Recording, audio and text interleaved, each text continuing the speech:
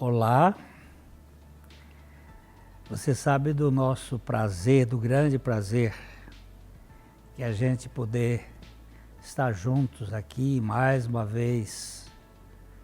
É muito bom poder falar disto que é o Evangelho. Você sabe que o nosso objetivo aqui é proclamar, reanunciar o Evangelho. É um café e fé, café com relacionamento com Deus. E nós temos um anúncio muito importante, que é a pessoa de nosso Senhor Jesus Cristo, o Deus que se fez carne, que habitou entre nós, que por sua graça ele pode vir e habitar em nós. Ele esteve conosco, isso significa Emanuel, mas ele em nós é a esperança da glória. Os links estão aí na tela da sua TV, youtube.com/PIBLondrina1 e facebook.com/programa Café e Fé, tudo junto. A gente sabe da importância que você tem aqui. Você pode ser um aliado nosso, um parceiro, e a gente conta com você. Você pode fazer 3 coisas. Pode orar. Isto é muito importante. Nós temos lutas espirituais, nós enfrentamos dificuldades e a gente precisa da sua oração. Você pode também contribuir para a sustentabilidade do programa. Ele tem custos e a sua parceria nesse ponto é importante. E também você pode compartilhar para que outras pessoas conheçam o Evangelho de Jesus Cristo. Nós vamos para um pequeno intervalo e logo estamos voltando.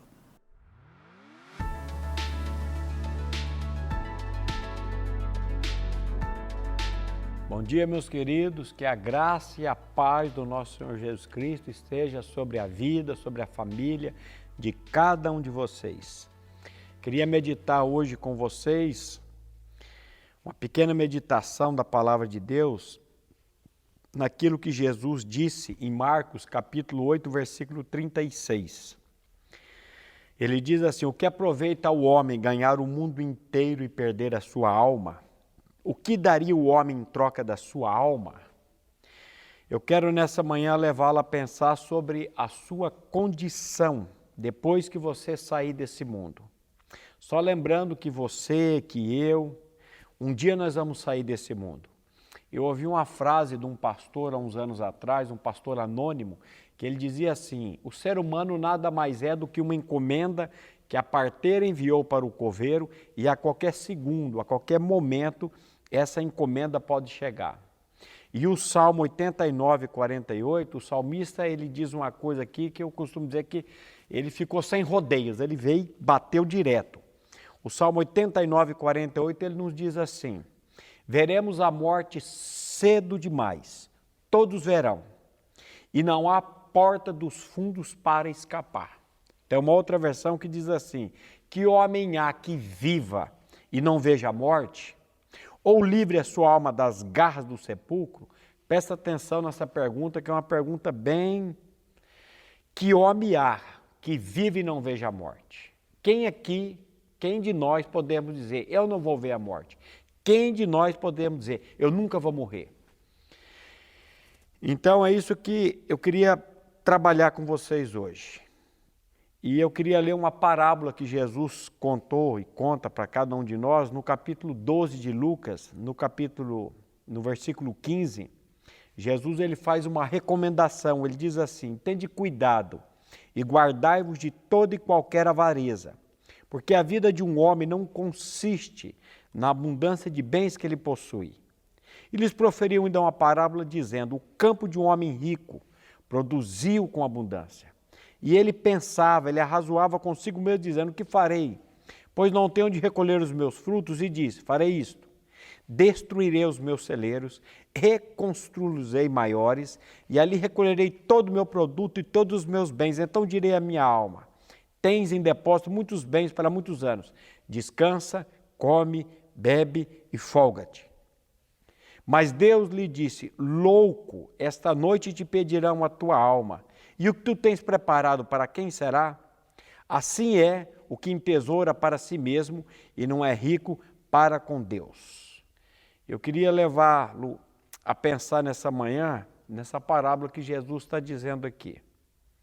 Essa pessoa, ele era uma pessoa rica, ele tinha muitos bens, e ele disse: o que eu vou fazer com tudo isso? E ele falou: já sei, eu vou destruir os meus celeiros, vou reconstruir maiores e vou dizer para a minha alma: agora eu tenho uns depósitos para muito tempo, para muitos anos. E Jesus entra nessa parábola e fala: louco, essa noite você vai morrer. Tudo que você tem preparado, para quem será? Eu queria que você parasse para pensar um pouco sobre a sua eternidade. Eu queria que você parasse um pouco para pensar sobre a sua vida. Como é que está a sua vida? Como é que está a minha vida para com Deus e diante de Deus? Aonde que nós podemos ser ricos? Onde nós encontramos todos os tesouros da sabedoria, todos os tesouros, a palavra de Deus vai dizer, em Cristo Jesus. A nossa maior necessidade é de termos a pessoa de Cristo Jesus habitando em cada um de nós. Que o Senhor traga essa revelação a cada coração. Acompanhe agora o estudo do pastor Glênio e até a próxima.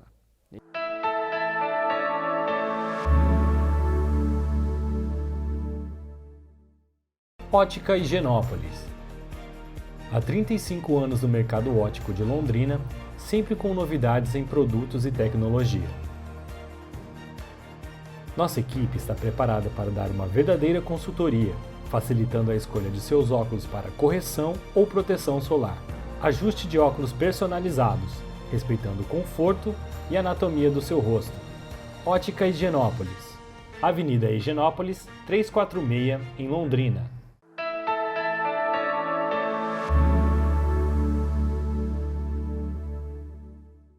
Hoje a gente vai conversar um pouquinho sobre o que João Batista, a voz que explica o caminho, o que ele falou. Os 4 evangelhos, eles citam uma passagem do Velho Testamento, do profeta Isaías, quando o profeta diz: voz do que clama no deserto, preparai o caminho do Senhor, endireitai o ermo, a vereda, a o nosso Deus. Todo vale será aterrado, e nivelado todos os montes e outeiros, e o que é tortuoso será retificado, e os lugares escabrosos aplanados. A glória do Senhor se manifestará e toda a carne o verá, pois a boca do Senhor o disse. Esta é uma profecia declarada ou feita 700 anos antes de Cristo, e que tem como foco a vinda de alguém com o objetivo de tratar com a humanidade, o caminho que nos leva ao Pai. Esta voz do que clama no deserto era a voz de Deus através de João Batista, anunciando um caminho.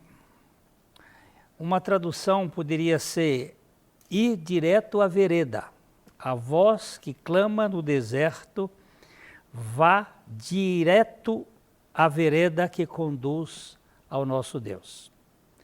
Não fique enchendo linguiça.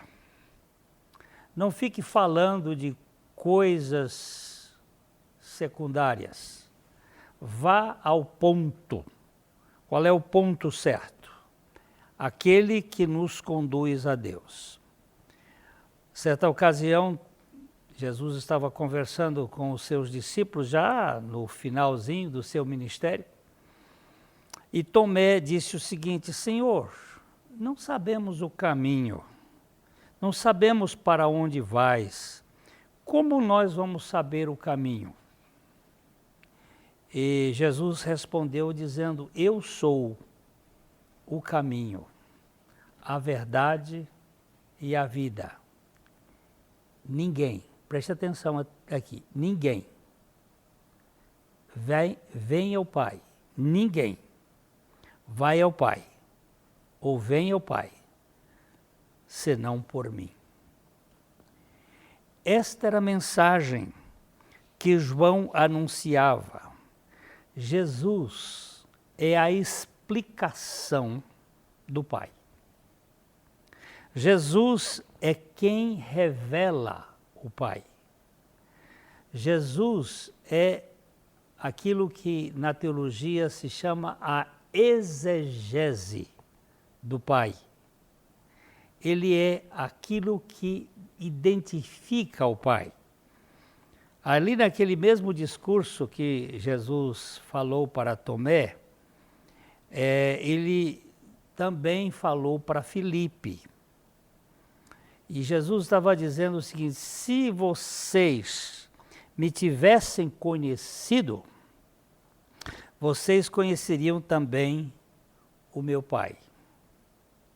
Desde agora, vocês o conhecem e o têm visto. E aí Filipe diz assim: Senhor, mostra-nos o Pai, e isso nos basta. Aí Jesus disse a Filipe: há tanto tempo que eu tenho estado com vocês, e vocês ainda não me têm conhecido? Quem me vê a mim, vê o Pai. Como é que vocês dizem, mostra-nos o Pai? Vocês não creem que eu estou no Pai e que o Pai está em mim? As palavras que eu tenho dito a vocês, não as digo por mim mesmo, mas o Pai que permanece em mim, este faz as suas obras. Aqui Jesus foi muito claro ao explicar quem ele era. Uma realidade idêntica ao Pai. Quem me vê a mim, vê o Pai. Este foi o objetivo de João Batista. Falar de uma pessoa que tem a identidade do Pai. Mateus e Marcos citaram esta passagem, mas eles, em razão dos judeus, eles não chegaram num ponto muito importante nessa passagem. Eles disseram: voz do que clama no deserto, preparai o caminho do Senhor, endireitai no ermo as veredas. Todo vale será aterrado, todo outeiro será nivelado, mas eles não chegaram, e principalmente Mateus não chegou a dizer assim: e toda a carne verá o Senhor. Porque o judeu iria bater de frente contra eles. O judeu achava que o Messias era apenas para eles, que o Messias não era o Salvador do mundo. Então, Mateus, que estava escrevendo o seu evangelho para explicar o ministério de Jesus para os judeus, ele suprimiu esta parte. E Marcos também, por causa dos judeus que estavam em Roma, porque Marcos escreveu o Evangelho para evangelizar os romanos, ele também retirou essa parte. Mas Lucas, que tinha como objetivo alcançar os gregos e toda a humanidade, ele colocou esta passagem por inteira, dizendo: e toda a carne verá a glória do Senhor. João não cita também esta profecia, porque ele já havia colocado no contexto do mundo a profecia de que ele viria para o mundo. E ele vai explicar num outro texto, João Batista diz assim: eis o Cordeiro de Deus que tira o pecado do mundo. Não só o pecado do judeu, mas o seu pecado, o meu pecado. Ele veio com este objetivo de nos tirar da dominação do pecado, da tirania do pecado. E João Batista foi esta voz. Ele foi o último profeta do Velho Testamento. Ele era aquele que, depois de Malaquias, veio 400 anos depois como o último a anunciar aquele que havia de vir. Porque a Bíblia diz que Deus, havendo falado de muitas maneiras aos pais pelos profetas, nesses últimos dias ele nos falou pelo Filho. O Filho é a linguagem final, conclusiva, de Deus para nós. Então, João Batista focou neste ponto. O Cordeiro de Deus, que tira o pecado do mundo. Nós vamos dar uma paradinha aqui e voltamos já já.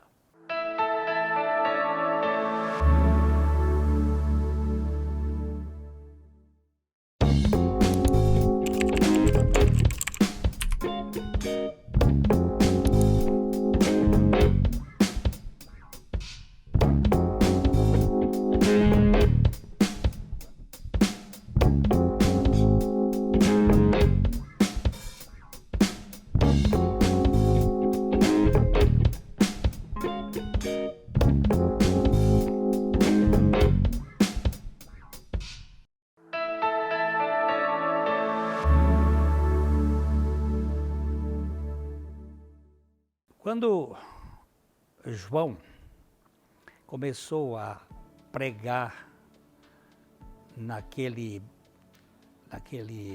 Rio Jordão, no Vale do Jordão, anunciando o batismo de arrependimento, os fariseus vieram perguntar se ele era o Messias, porque eles viram algumas coisas nele que, de certo modo, apontavam para alguma coisa diferente do que eles estavam acostumados, perguntando se ele era o Messias. Ele disse, ele confessou e não negou: eu não sou Cristo, eu não sou o Messias. Então lhe perguntaram: e quem és tu? Tu és Elias? Ele disse: não sou. Tu és um profeta? Ele disse: não. E disseram, pois, declara-nos quem és, para que nós possamos dar resposta àqueles que nos enviaram. Que dizes a respeito de ti mesmo? Então João disse: eu sou a voz. Eu sou a voz que clama no deserto. Eu sou a voz que proclama no deserto uma mensagem da parte de Deus. Ele diz: endireitai o caminho do Senhor, como disse o profeta Isaías. Aqui ele se identificou simplesmente como uma voz, um porta-voz. aquele que tinha de anunciar. João Batista é uma espécie de placa na estrada. Ele está anunciando alguém. Ele não tinha esta vaidade de querer ser o que não é. E ele estava apontando para aquele que, sendo quem é, tornou-se algo bem menor do que os anjos e desceu por uma escada tão profunda da humanidade até a morte, morte de cruz, para nos libertar dessa tirania do pecado que nos quer fazer como deuses. João responde que ele não era o Messias, mas uma voz. Mas não tinha a menor categoria, porque ele disse: eu não tenho nem condições de desatar, de soltar o cadarço das sandálias de Jesus. Ele se punha numa posição realmente de indignidade. E eles indagam: e por que você vem batizando? Quem lhe autorizou a batizar? E João fala de um batismo de água, mas disse que o batismo de água, na verdade, era um batismo para prosélito. Quando uma pessoa que não era judia, ela se convertia ao judaísmo, ela era batizada, diferentemente da criança que é circuncidada, o rito da circuncisão, o prosélito podia ser batizado. E João estava fazendo isto para judeus, dizendo que era preciso haver uma purificação, uma limpeza, e isto agredia profundamente a religiosidade judaica. Os judeus tinham a circuncisão, que eles achavam que isto lhes garantia a salvação. E João vem dizendo que eles precisam também de uma purificação e de um arrependimento.